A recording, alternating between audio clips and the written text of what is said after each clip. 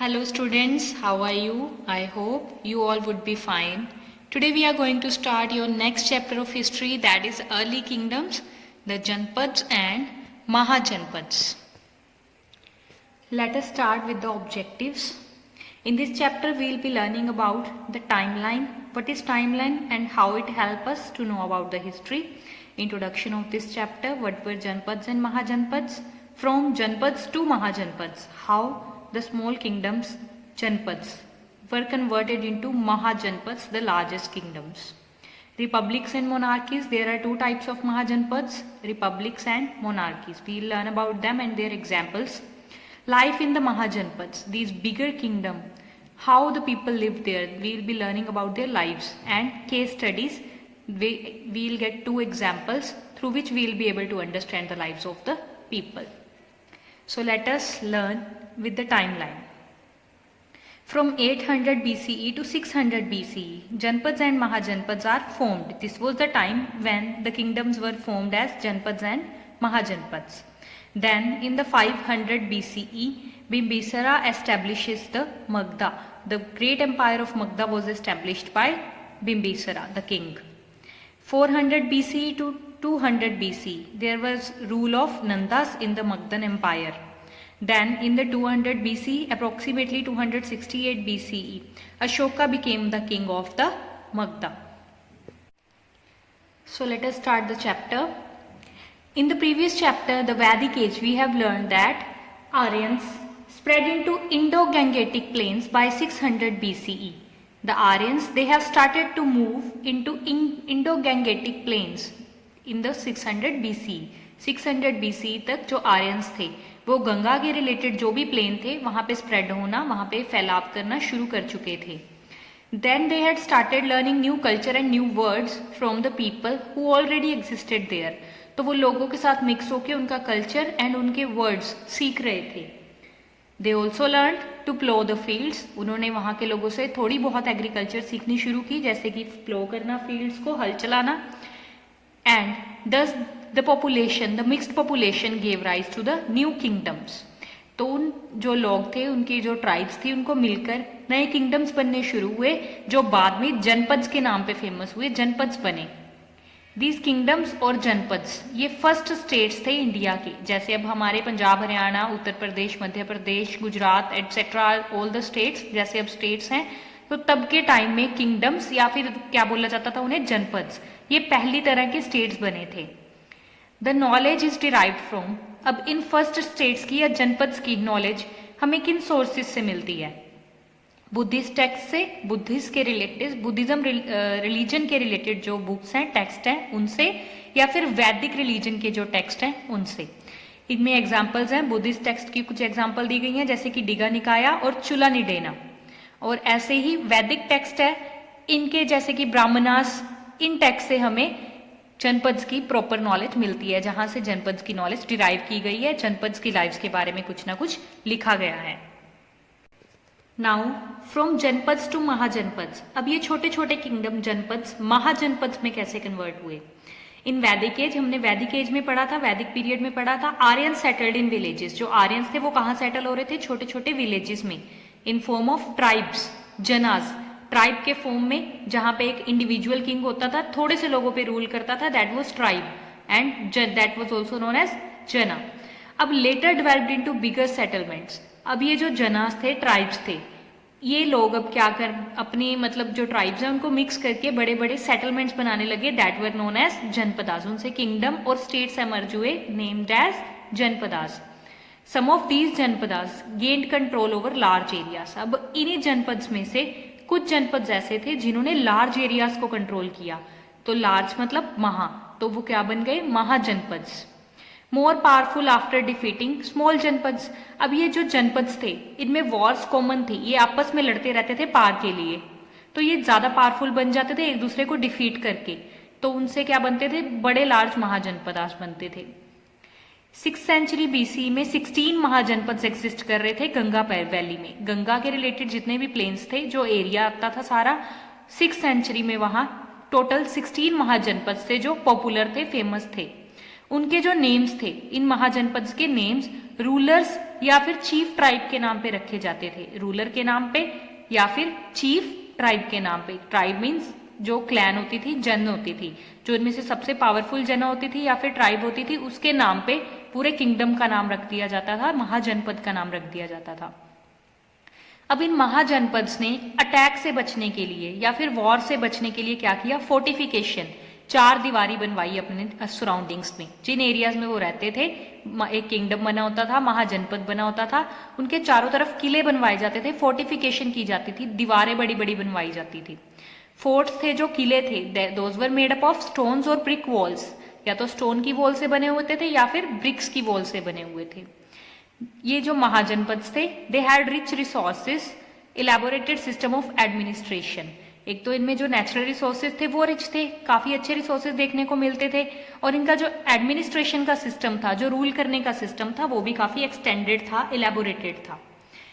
इन महाजनपद की एक्सटेंशन कहाँ थी, देखो, नॉर्थ में हिंदू कुश माउंटेन से लेके साउथ में गोदावरी रिवर तक, ईस्ट में बिहार से लेके वेस्ट में अफगानिस्तान तक, ये सारा एरिया महाजनपद ने कवर कर रखा था। कुछ इंपॉर्टेंट महाजनपद कौन से थे, Kosala, Vatsa, Magadha, Vajji and Avanti. You should have to remember these names. Important mahajanapada were Kosala, Vatsa, Magadha, Vajji and Avanti. अब वॉर्स, जैसे मैंने पहले बताया, अटैक्स या वॉर्स वर फ्रीक्वेंट थी, यूजुअल थी, बार बार अक्कर होती रहती थी उनके बीच में, क्योंकि ये पार के लिए आपस में लड़ते रहते थे। तो इवेंचुअली एंड में हम जब कहते हैं कि दो छोटी छोटी चीजें लड़ रही हैं, तो उनमें से एक पावरफुल बनेगा, दूसरे को अटैक करके दूसरे से जीत के एक पावरफुल बनेगा। तो ये सब आपस में लड़ते रहते थे। इवेंचुअली एंड में क्या हुआ, Magadha became the most powerful. ये सब जो इंपॉर्टेंट महाजनपद थे, इनकी आपस में जब लड़ाई हुई पार के लिए, तो सबसे ज्यादा पार किसको मिली, मगधा को, क्योंकि दैट वाज ऑलरेडी पावरफुल, तो वो दूसरों को भी कंट्रोल करने लग गया and became the most powerful. Two types of Mahajanapads were there. Those two types were republics and monarchies. दो तरह के महाजनपद होते थे, republics and monarchies. Let us learn about them now. Republics. Republics जो होते थे, that was ruled by an assembly elected by common people. वो republics को रूल कौन करता था, एक असेंबली, मतलब ग्रुप ऑफ पीपल, जो जिन्हें कौन सिलेक्ट करता था, कौन इलेक्ट करता था, कॉमन पीपल, आम लोग। Not by a king, republics को किंग रूल नहीं करता था, ग्रुप ऑफ पर्सन रूल करते थे, that was elected by common people, आम लोग इलेक्ट करते थे उनको। Power was in the hands of states, not ruler. तो जब लोग मतलब इलेक्ट कर रहे हैं असेंबली को, तो पावर भी किसके हाथ में हुई, स्टेट्स के, लोगों के, रूलर्स के हाथ में नहीं हुई। They were also known as, republics को और क्या बोला जाता था, गना और संघा, और क्या बोला जाता था, गना और संघा। कुछ एग्जाम्पल्स हैं well known republics, famous popular republics थे उस टाइम में, शाक्यास, मलास, वाजीस एंड विदेहा। रूल्ड बाय चीफ, जो उनका असेंबली का चीफ होता था उसको बोलते थे Ganpati. The post was not hereditary, hereditary means ये पोस्ट फादर टू सन पास नहीं होती थी। मान लो कोई पर्सन है जो गणपति है, तो जरूरी नहीं है कि उसका जो फर्दर उसका सन होगा, उसका बेटा होगा, वही गणपति, वही चीफ बनेगा, किसी और को भी ये पोस्ट दी जा सकती है according to the votes of people. Next about monarchies. Monarchies were ruled by powerful kings. Republic के बारे में अभी आपने पढ़ा है कि they were not ruled by kings, but monarchies उसके बिल्कुल ऑपोजिट चलते थे, they were ruled by powerful kings. Kingship was hereditary, वहां पे पोस्ट रिपब्लिक्स में पोस्ट हेरिडेटरी नहीं थी, पर मोनार्कीज में जो किंगशिप है वो हेरिडेटरी थी, मतलब जो किंग है उसका सन ही नेक्स्ट किंग बनेगा, कोई और नेक्स्ट किंग नहीं बन सकता। किंग, क्योंकि किंग के पास ही सारी पावर थी, तो वो डिवाइन रूलर था, सारी पावर किंग के हाथ में थी, वो अपनी मर्जी से रूल कर सकता था, इसलिए उसे क्या बोलते थे, divine ruler, means with absolute all powers. Large army होती थी किंग्स के पास, मैनी सोर्सेज ऑफ रेवेन्यू, मतलब लोग किंग्स को टैक्स भी पे किया करते थे, उसके पास बहुत सोर्सेज थे रेवेन्यूज के। देन कुछ ग्रेटेस्ट मोनार्कीज एग्जांपल्स हैं यहाँ पे, Magadh, Vatsa, Avanti and Kaushal. Let us revise the new words that you have learned here. जनपदा, a tribal state ruled by a राजन। जनपद क्या होता है, एक ट्राइब्स का बना हुआ स्टेट जिसको एक राजा रूल करता है, राजा मीन्स राजन। Mahajanapada, large state formed by annexation. Annexation होता है मिला के दूसरों को, अब जो जनपदास को आपस में मिला के क्या बनता था, महाजनपदा, तो वो क्या बनेगा, large state formed by annexation. Republic, Republic means rule by the people, जहां पे लोग, आम लोग रूल करते हैं through voting. Monarchy, it's a rule by the king, तो मोनार्की क्या हुआ, rule by the king. Now let us learn about the life in the mahajanapadas. अब इन महाजनपद में जो लोग रहते थे उनकी लाइफ कैसी थी। Their agriculture, new crafts, growth of trade and guilds, social life and cities, revenue. हम ये सारी चीजें पढ़ेंगे लाइफ के अंडर। एग्रीकल्चर कैसी थी वहां पे, न्यू क्राफ्ट्स कैसे थे, ग्रोथ ऑफ ट्रेड, कैसे ट्रेड ग्रो कर रहा था, गिल्ड्स कैसी, गिल्ड्स क्या होती थी वहां पे, सोशल लाइफ कैसी थी, सोसाइटी कैसी थी, सिटीज कैसे बन रही थी, और रेवेन्यू मतलब टैक्स के सोर्सेज क्या थे। First of all agriculture. Agriculture prospered during this age. इस एज में एग्रीकल्चर ने बहुत प्रोस्पेरिटी हुई, बहुत ज्यादा मतलब ग्रो हुई एग्रीकल्चर। रीजन क्या थे, लोकेशन, क्योंकि ये जो एरिया था वो इंडो गैंगेटिक प्लेन्स में था, जहां जो कि फर्टाइल एरियाज थे और वाटर भी अवेलेबल था। तो उस लोकेशन के कारण एग्रीकल्चर काफी ज्यादा ग्रोथ हुई, एग्रीकल्चर में प्रोस्पेरिटी हुई। वहां पे एक और रीजन है, यूज ऑफ आयरन।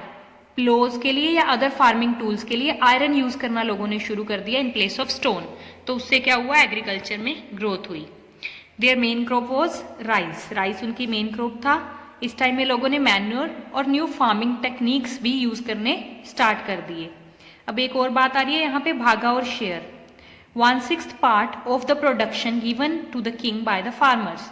अब मैंने आपको रेवेन्यू की बात की थी कि जो लोग थे वो किंग को टैक्स पे करते थे, तो जो फार्मर्स थे वो क्या पे करते थे, भागा और शेयर। मतलब क्या था, 1/6 पार्ट ऑफ द प्रोडक्शन, कि जितनी भी प्रोडक्शन हुई है उनकी लैंड में से, फॉर एन एग्जाम्पल उन्होंने 36 kg राइस ग्रो किए हैं, तो 36 kg राइस का वो 6th पार्ट किंग को दे देंगे एज टैक्स। 36 kg का 6th पार्ट क्या हो गया, 6 kg, तो वो 6 kg किसको जाएगा, किंग को, as a tax by the farmers. That was known as bhaga और शेयर। ट्रांसप्लांटेशन, यहाँ पे जो एग्रीकल्चर थी हमने बोला है कि न्यू फार्मिंग टेक्निक्स थी। न्यू फार्मिंग टेक्निक्स कैसे, कि वो डायरेक्ट सीड्स ग्रो करने के बजाय ग्रोइंग सैपलिंग्स, छोटे छोटे सैपलिंग्स ग्रो करते थे, and then planting them in the fields. Directly seed नहीं प्लांट कर रहे थे, वो पहले सैपलिंग्स ग्रो कर रहे थे, जैसे पनीरी लगाना हम बोलते हैं, तो उन सैपलिंग्स को वो बाद में फील्ड्स में ग्रो किया करते थे। That was transplantation. इस मेथड से क्या हुआ, राइस ज्यादा ग्रो होने लगी, राइस की जो प्रोडक्शन है वो इंक्रीज हो गई। Further we have new crafts. अब न्यू क्राफ्ट्स कैसे ज्यादा ग्रोथ हुई न्यू क्राफ्ट्स की, some people took to arts and some adopted crafts. अब कुछ लोगों ने एग्रीकल्चर के अलावा आर्ट्स की तरफ डाइवर्ट हुए और कुछ क्राफ्ट्स की तरफ। Pottery, carpentry, blacksmith, weaving etcetera, they were the occupations of the people at that time. लोगों ने पोट्री, पोट्स बनाने शुरू कर दिए, कारपेंट्री का काम, ब्लैकस्मिथ का काम और वीविंग का काम भी स्टार्ट कर दिया। पोर्ट्स, इसका प्रूफ हमें कहां से मिलता है कि पोर्ट्स काफी साइट्स पे मिले हैं वहां पे पुराने ports. Growth of trade and guilds. अब ट्रेड है जो business, how that grown and guilds क्या थी। There was good network of roads in that area. उस एरिया में जो रोड्स का नेटवर्क था वो काफी अच्छा था। Overseas trade also gained importance. इसी टाइम में ओवरसीज मतलब वाटर ट्रेड ने भी, और या फिर उस टाइम में एयर ट्रेड तो अवेलेबल है ही नहीं था, या रोड ट्रेड था या फिर वाटर ट्रेड था। तो ओवरसीज मीन्स अपने एरिया से बाहर जाने के लिए या अपनी कंट्री से बाहर जाने के लिए लोग overseas trade, water transportation use करते थे, तो वो ट्रेड भी काफी फेमस हुआ, इंपॉर्टेंट हुआ उस टाइम में। तब वहां पे कॉइन्स यूज करने शुरू कर दिए गए लोगों के द्वारा, those were punch marked coins. पहले वहां पे क्या था, barter system, as explained in the last chapter, कि लोग चीजें एक्सचेंज करते थे, मनी यूज नहीं की जाती थी। बट इस टाइम में मनी यूज की जाने लगी। That were coined punch marked coins. Silver and copper coins punched with symbols of hills and trees. Punch marked coin क्यों बोला जाता था कॉइन्स को, क्योंकि तब silver and copper coins use किए जाने लगे। That were punched, punched mean उन पे स्टैंप लगाई जाती थी। That was symbol of hills and trees. किस चीज की स्टैंप्स, हिल्स एंड ट्रीज के सिंबल्स की। Merchants and craft persons involve in trade. अब मर्चेंट्स और क्राफ्ट पर्सन्स भी ट्रेड में, बिजनेस में इन्वॉल्व होने लगे।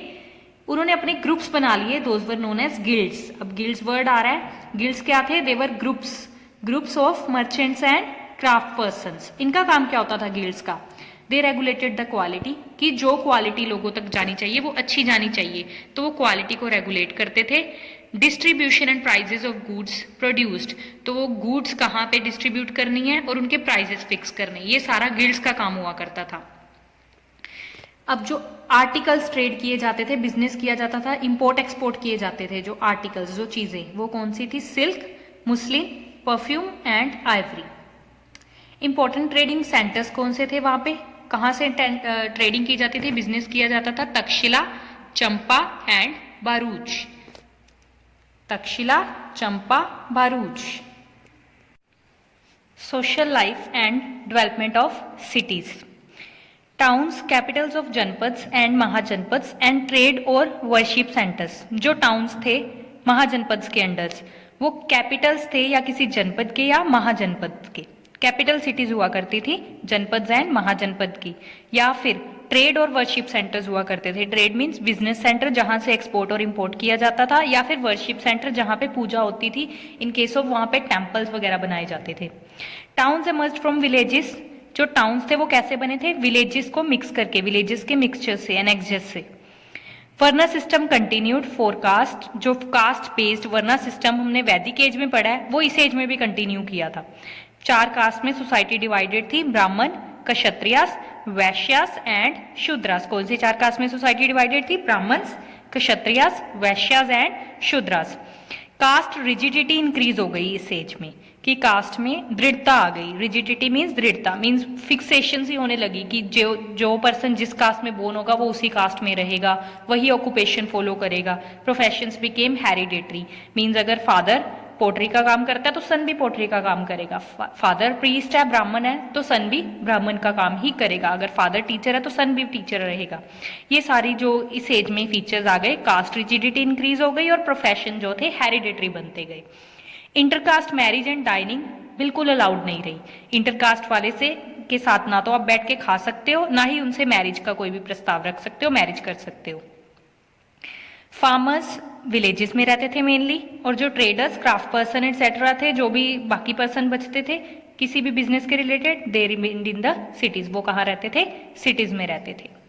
Let us divide new words. Barter system, barter system क्या है? System of exchanging goods without use of money. चीजें एक्सचेंज की जाती है, मनी यूज नहीं की जाती, उस सिस्टम को क्या बोला जाता है? Barter system. गिल्ड क्या होता है? एन एसोसिएशन और group of people formed by merchants and craft person. Merchants and craft person से बनाया हुआ ग्रुप और एसोसिएशन वर्क करने के लिए is known as guild. Muslin क्या होता है? एक क्लोथ होता है। कैसा क्लोथ होता है? Thin fine cotton cloth. Muslin is a thin fine cotton cloth. Now let us learn about revenue. King had huge armies. जो किंग हुआ करती थी उसके पास, किंग होता था उसके पास ह्यूज आर्मीज थी। As he was absolute powerful, तो उसके पास बहुत बड़ी बड़ी आर्मीज होती थी, माइटी फोर्ट्स होते थे, बड़े बड़े किले होते थे। तो इन सबको मेंटेन करने के लिए उसे क्या चाहिए? एक्सपेंडिचर। नेचुरल है, किसी भी चीज को मेंटेन करने के लिए हमारे पास पैसे होने चाहिए, एक्सपेंडिचर करने के लिए मनी होनी चाहिए। So appointed tax collectors to collect tax regularly. तो किंग ने अब उस मनी के लिए क्या किया? टैक्स कलेक्टर अपॉइंट कर दिए, ताकि लोगों से रेगुलरली टैक्स कलेक्ट किया जा सके। अब टैक्सेस रेवेन्यू कैसे थे देखो। फार्मर्स का हमने पहले ही पढ़ा कि भागा वो देते थे 1/6 ऑफ देयर प्रोड्यूस, जितनी भी प्रोडक्शन हुई उसका 6th पार्ट, 1/6 पार्ट किंग को देना पड़ता था एज टैक्स। जो क्राफ्ट पर्सन थे वो क्या करते थे? या तो कैश में देते थे, या सप्लाइड क्राफ्ट आइटम, जो क्राफ्ट आइटम वो बनाते थे वो किंग को देते थे, या फिर फिक्स्ड नंबर ऑफ डेज के लिए फ्री काम करते थे किंग के पैलेस में, किंग के लिए। हंटर गैदर और हर्डर थे, जो हंटर थे, गैदरर्स थे या हर्डर्स थे, वो क्या करते थे? या तो आइटम्स, मतलब जो चीजें उन्होंने हंट की, गैदर की, हर्ड की, वो आइटम्स, वो चीजें किंग को टैक्स के रूप में दे दिया करते थे। ट्रेडर्स कैसा कि टैक्स पे करते थे? या तो कैश या फिर चीजें जो ट्रेड की जाती थी। Uses of revenue. अब ये रेवेन्यू यूज कैसे होता था? ये टैक्स यूज कैसे होता था? आर्मीज को सैलरी देने के लिए, जो किंग ने आर्मी रख रखी थी उसको सैलरी देने के लिए, सैलरीज ऑफ एडमिनिस्ट्रेशन, जो एडमिनिस्ट्रेशन में किंग के अंडर लोग काम करते थे उनकी सैलरी पे करने के लिए, and construction of roads and canals, जो एरिया में कंस्ट्रक्शन करनी होती थी, रोड्स बनवानी थी, कैनाल्स बनवानी थी, those were all made through this tax. इस टैक्स से सारा पैसा आता था। Now let us move to the case studies, examples given in this chapter. First is Bihar, that is Vajji and Magadha. ठीक है जी, दो हमने केस स्टडीज पढ़नी है वाजी एंड मगधा की। Both areas belong to present day Bihar. 6th century BCE में ये नाम थे उनके, वाजी एंड मगधा। मगधा ये शाहबाद, पटना, नालंदा, गया बिहार का एरिया है सारा, जो अब ये सारा स्टेट्स में डिवाइडेड है। पहले ये मगधा एरिया हुआ करता था। वाजी ये मुजफ्फरपुर का एरिया है, मुजफ्फरपुर बोला जाता है इसको, बिहार का एरिया ये भी। Let us learn about the Vajji now. The republican state of Vajji, location क्या है इसकी, नॉर्थ ऑफ गंगा। ये एक रिपब्लिक था, गना और संगा भी बोला जाता है, हमने रिपब्लिक के बारे में पढ़ा है। ठीक है जी, ये रिपब्लिकन स्टेट था, एक रिपब्लिक था। महाजनपद 2 टाइप्स के होते हैं, एक था मोनार्की और दूसरा था रिपब्लिक। तो ये जो वाजी स्टेट है ये रिपब्लिकन स्टेट था। इसकी लोकेशन क्या थी, north of Ganga. It was confederacy of 8 clans और अष्टकुलिका, ये 8 क्लैंस को मिलकर बना था, इसलिए इसको क्या बोला जाता था, अष्टकुलिका। मोस्ट पावरफुल था उस टाइम में। इस टाइम इसके अंडर वाजी के जो अंडर मोस्ट पावरफुल क्लान्स थी वो कौन सी थी, लिच्छावीज एंड विदेहा। इनकी कैपिटल्स क्या थी, लिच्छावीज की कैपिटल थी वैशाली, विदेहा की कैपिटल थी Mithila. Ruled by an assembly of 7000 clan representatives and elders, each called a rajan और रूलर। अब हमने पहले ही पढ़ा था कि रिपब्लिक को रूल कौन करता है, असेंबली ऑफ पीपल। तो ये जो वाजी की मतलब रिपब्लिकन स्टेट है, इसको रूल किसने किया, एक असेंबली ऑफ 7000 पीपल, उसके अंडर आते थे क्लैन। हर क्लैन के जितनी भी उसके अंडर क्लैन आती थी, क्लैन मीन्स टू से ट्राइब्स आती थी, ट्राइब के जो रिप्रेजेंटेटिव थे, चीफ्स थे, और उनके अंडर जितने भी एल्डर्स आते थे, हर एक को क्या बोला जाता था, राजन और ruler. This assembly took decisions, अब ये जो असेंबली थी 7000 मैन की, it took decisions on major issues, जो भी इशू अकर होते थे इस वाजी के अंडर उनके डिसीजन लेती थी। Dasa, karmakaras, women, they were not allowed in the assembly. इस असेंबली में दासा, कर्माकारास और वीमेन को अलाउंस नहीं थी, इनको अलाउड नहीं किया गया था आना। हेडमैन होता था असेंबली का, गना प्रमुख बोला जाता था जिसको। बुद्धा और महावीरा, आपने लॉर्ड बुद्धा और लॉर्ड महावीरा के बारे में सुना होगा, जैन एंड बुद्धिज्म रिलीजन के बारे में। तो उनके जो हेड थे बुद्धा एंड महावीरा, वो इन गना और संघास को ही बिलोंग करते थे। Let us revise the new words. Confederacy पढ़ा है हमने। कन्फेडरेसी क्या होता है, यूनियन ऑफ स्टेट्स, स्टेट्स का यूनियन, स्टेट्स से मिलके बना। राजन क्या होता है, एक ट्राइबल चीफ, एक क्लैन को, ट्राइब को रूल करने वाला chief is known as rajan. Next is the monarchy of Magadha. Capital क्या थी इसकी मगधा की, राजगृह और राजगीर। बाद में शिफ्ट कर दी गई कैपिटल पाटलिपुत्रा या पटना में। राजगीर भी प्रेजेंट नेम है और पटना भी प्रेजेंट नेम है। पहले जिनको क्या बोला जाता था, राजगृह और पाटलिपुत्र। एक्सटेंशन देखो इस एरियाज की, मगधा की एक्सटेंशन नॉर्थ में रिवर गंगा से लेके साउथ में विंध्याचल माउंटेन्स तक, और ईस्ट में रिवर चंपा से लेके वेस्ट में रिवर सोन तक, ये सारा एरिया मगधा ने कवर कर रखा था। मगधा का फर्स्ट रूलर था Bimbisara, that ruled from 558 to 491 BCE. इसकी जो एडमिनिस्ट्रेशन थी वो एक्सीलेंट थी, काफी अच्छा रूलर था ये। इसने काफी एक्सटेंसिव रोड्स बनवाई कम्युनिकेशन के लिए, कम्युनिटी के लिए, ट्रांसपोर्टेशन के लिए। सक्सेसर था जो बिम्बिसारा का, मतलब बिम्बिसारा से नेक्स्ट किंग कौन था, अजातशत्रु था, उसी का सन। उसने क्या किया, अपने रूल में एनेक्स कर लिया कोसला एंड वाजी को, अपने रूल में मिला लिया, मगधा को और ज्यादा एक्सटेंड कर दिया, कोसला और वाजी को अपने अंडर मिला के। अब जो रीजंस क्या थे मगधा की पावरफुल होने के, मगधा क्यों इतना पावरफुल था, एक तो इसकी लोकेशन, ये इंडो गैंगेटिक फर्टाइल प्लेन्स में लाया करता था, जिसके कारण यहाँ पे प्रोडक्शन ज्यादा थी। जितनी ज्यादा प्रोडक्शन उतना ज्यादा टैक्स, टैक्स मीन्स मनी, तो जितनी ज्यादा मनी उतनी ज्यादा पावरफुल किंग्स थे। जो किंग्स थे वो काफी अच्छे थे यहाँ पे, जैसे कि बिम्बिसारा ने रोड्स एंड ब्रिजेस बनवाए, मतलब वो लोगों के भले के लिए काफी काम करते थे, उनकी एडमिनिस्ट्रेशन काफी अच्छी थी, तो वो किंग्स काफी पावरफुल थे। Good supply of forest, timber and elephants, इस टाइम में जो फॉरेस्ट था इनको नजदीक पड़ता था, तो फॉरेस्ट में से टिम्बर एंड एलिफेंट्स, काफी एलिफेंट्स आर्मी के लिए यूज होते थे, वो अच्छे मतलब अमाउंट में इनको प्रोवाइड किए जाते थे। Lands bordering Ganga, easy access to trade, तो ये जो लैंड्स थी वो गंगा रिवर को बॉर्डर करती थी, गंगा रिवर के बॉर्डर के साथ थी। तो ट्रेड असेस करना इजी था, मींस कोई भी चीज ट्रांसपोर्ट करनी है तो वो गंगा रिवर से होके जाया जा सकता था, तो इससे क्या हो गया, ट्रेडिंग इजी हो गई।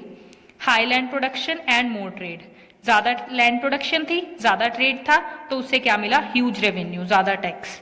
आयरन और and copper deposit, better tools and weapon, ये एरिया और किस चीज में रिच था, आयरन और कॉपर डिपॉजिट में। आयरन एंड कॉपर से बने बेटर टूल्स एंड वेपन्स मिलने लगे। Remain powerful for over 2 centuries, अब ये जो मकदा है ये 2 centuries तक लगातार पार में रहा, पावरफुल रहा। Now students, I hope you would have understood the chapter. Thank you. Have a nice day.